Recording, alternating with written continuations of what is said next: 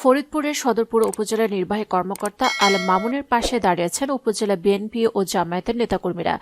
ইউএনওর প্রত্যাহার আদেশ স্থগিত করে তাকে পুনর্বহালের দাবিতে মানববন্ধন করছেন তারা। তার বিরুদ্ধে মিথ্যা অভিযোগ আনা হয়েছে বলেও জানান নেতারা। বৃহস্পতিবার সকাল 9:30টার দিকে জেলা প্রশাসকের কার্যালয়ের সামনে এ কর্মসূচির আয়োজন করা হয়। এর আগে বুধবার ফরিদপুরে এক মতবিনিময় সভায় বৈষম্যবিরোধী ছাত্র আন্দোলনের নেতাদের অভিযোগের ভিত্তিতে তদন্ত ছাড়াই সদরপুরের ইউএনও আল মামুনকে প্রত্যাহারের নির্দেশ দেন জনপ্রশাসন মন্ত্রণালয়ের সিনিয়র সচিব। আর তাতে সায় দেন জনপ্রশাসন সংস্কার কমিশন প্রধান আব্দুল মঈদ চৌধুরী।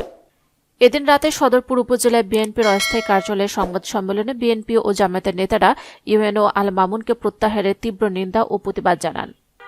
ইউএনও আল মামুনের বিরুদ্ধে আওয়ামী লীগ ফিরে আসবে বলে মন্তব্য করার অভিযোগ তুলেছেন বৈষম্যবিরোধী ছাত্র আন্দোলনের নেতারা। বুধবার দুপুরে স্থানীয় গণমাধ্যম ব্যক্তিদের সঙ্গে জনপ্রশাসন সংস্কার কমিশনের মতবিনিময় সভায় এ অভিযোগ ওঠার পর ইউএনওকে তাৎক্ষণিক প্রত্যাহারের নির্দেশ দেন জনপ্রশাসন মন্ত্রণালয়ের জ্যেষ্ঠ সচিব মোখলেসুর রহমান। তবে এ ব্যাপারে এখন পর্যন্ত কোনো সিদ্ধান্ত নেওয়া হয়নি বলে জানিয়েছেন ফরিদপুরের জেলা প্রশাসক কামরুল হাসান মোল্লা।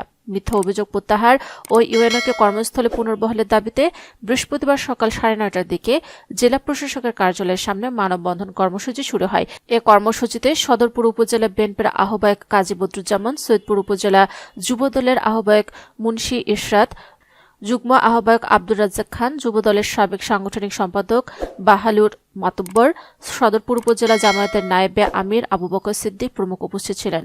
এ সময় বক্তারা বলেন, সৈয়দপুর উপজেলায় ইউএনও আল মামুনের বিরুদ্ধে আনা অভিযোগ ভিত্তিহীন, উদ্দেশ্য প্রণোদিত ও বানোয়াট। অবিলম্বে তার বিরুদ্ধে আনা অভিযোগ প্রত্যাহার করে তাকে নিজ কর্মস্থলে পুনর্বহাল রাখা হোক।